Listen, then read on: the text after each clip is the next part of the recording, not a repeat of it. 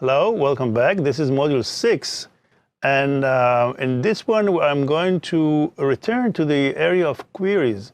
Remember, we did some queries from text. We did the queries from SQL, combining with text. And then we did some docs. And now I'm going back to an example using queries. And in this example, let's switch to the Excel screen. And look at this report. And this report is not our target report. It's not that we want to build this report. The fact is that the scenario here is that this is what we got as input. This is the data we have. And why is that? This is kind of typical in many organizations. In some cases, you have access to a very nice data warehouse, and you're a business analyst, and you get access to the data warehouse, and you know the data warehouse, and everything is fine. In other cases, you don't have access to the data warehouse, but you still have access to some tool that will export the data you need into text files. And you use these text files, maybe multiple of them, you combine them. We saw how to create relationships, have multiple tables. Great. But in other cases, maybe you don't even have that. The only thing you have is a reporting system that creates this report, nice looking, headers, repeating headers. It has data for each month. You see January through December going across the rows. And you want to create some analysis of your own based on this, but you don't have access to the data behind it. So what we have to do is to use this as our input. Looks pretty difficult when you look at it. And if you think about how to do this in Excel, you are up to some real challenges. And not only is challenging to make from this data some useful format, useful shape that you can use to create your own analysis, but also you are thinking about the number of times you will have to repeat the steps of creating from this a useful thing. So if you are a VBA person, you might thinking of writing some complex, sophisticated macro to do this conversion. If you're not, you're just counting your copy-paste operations, how many times you will have to do it and how many errors, and maybe thinking of can you offload this work to someone else and not have to repeat it.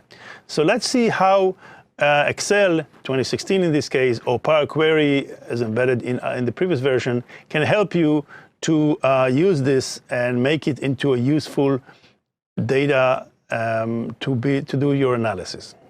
So I can close this because this is it's not the file that I'm going to use. I'm going to actually create an empty file and go here and create myself a new query.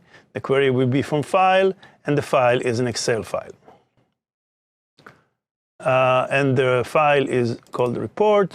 I click on it. Actually, the query now reads this data, shows me that there is something called sheet 1. It reads the data, shows me the preview, which is not very encouraging because it has all kind of things which I know I need to fix before I can use it.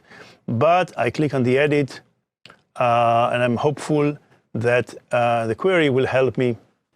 Again, it tells me that there's a preview cached and it's 6 days old.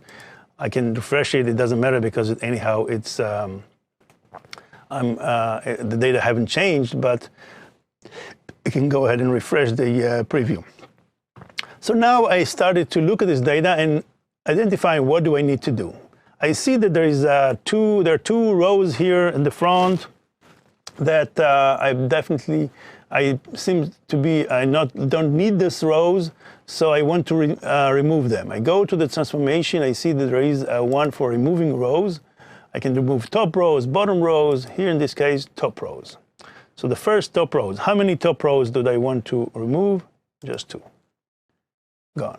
Now I'm actually at this row now that it's going to be useful to use as the headers for the table that is going to be eventually created from that. So now I can go and click on the transformation called use first row as headers. You see that it kind of promoted the first row and uses it for headers. Now you see that because of the report, the way it was, if you remember the way it was, the category was is in row 1, then this column is empty, and then there is the total for this category and so on. So what I can do, first of all, every row that has a value that contains the value, the word total, I want to filter it out because the totals, I don't need them. So text filters does not contain, I want only if the value does not contain the word total. So this will take care of all the totals and they will go away. Oh, actually, I think let me just look again at this. I can click on this parameters, does not show. Oh, okay. I just, let me read. So once I realized that there is a mistake here, that a lot of rows disappeared on me, and so what I can do is actually I can delete this last step and get back to where I was. So we saw before that we can go back, insert new rows in the steps, and I can also delete. This is like undoing, but undoing here is much simpler. It's just deleting the operation that you don't want. So let's do it in a different sequence. So first I want to actually fill the values for the categories on all these empty rows so that the value for mix will be filled down on all the empty rows below it. So there is a transformation that's called fill. And I will say, select a column. On this column, I want to do a fill down. So now you see that I have the mix spread until the total, and then I have in the same way, I have all the others in the fill down, but I still have the totals, the rows that has the totals. So now I want to apply the does not contain. So I don't want the rows that has the word total in them.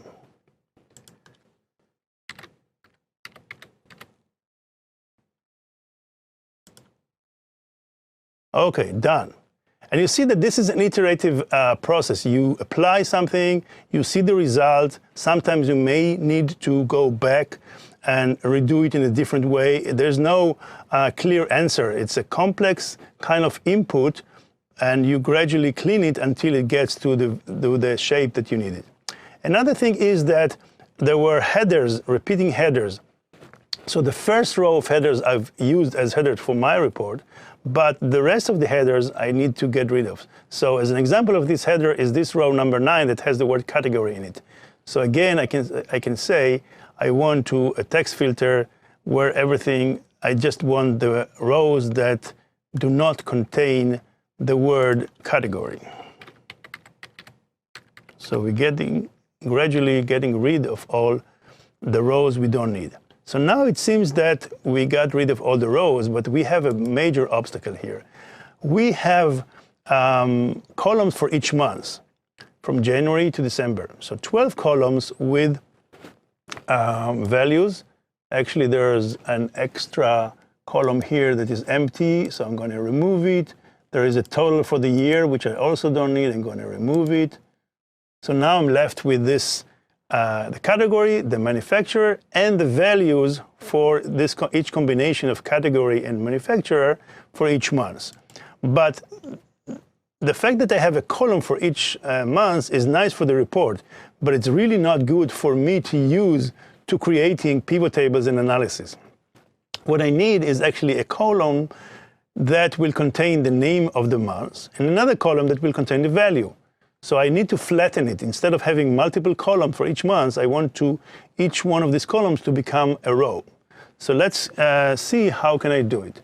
So I can select from January to December. By shift click, I selected all these columns. And I can apply a transformation that is called unpivot. The unpivot, in one simple click, created for me a two columns. So everything that used to be column now becomes row. So for each combination of category and manufacturer, now we have a row for January, February, March, and so on. And it starts again for the other combination of category and manufacturer. Now I can rename the columns. Instead of attributes, I can call it month. And I can also rename this one to be sales. And now actually I'm pretty much done. I can go to home, close and load. Let's do an example of loading this into Excel. So I do want a table, let's say, and I don't want it in the model. Let's say I want just a simple table in Excel. It's actually also small. I don't have a problem of getting over 1 million, not by a long shot, because this is just a few. And here it is. This data, actually the total number is 437 rows, is the end results of the report that we showed before. So if I will open once again the report, we started from here and we got to here, and now from here I can actually create a pivot table. So it's a simple table, it has rows and columns, it's ready to go, it's formatted correctly, and I can use it for my reporting. So to summarize what we did in this module, we didn't have a proper source of data from a database or from a CSV file. We just had a report inside an Excel. Our reporting system gave us a report in Excel, and we started from there using a query, cleaned it, shaped it, and actually created this data set that is useful to do further analysis.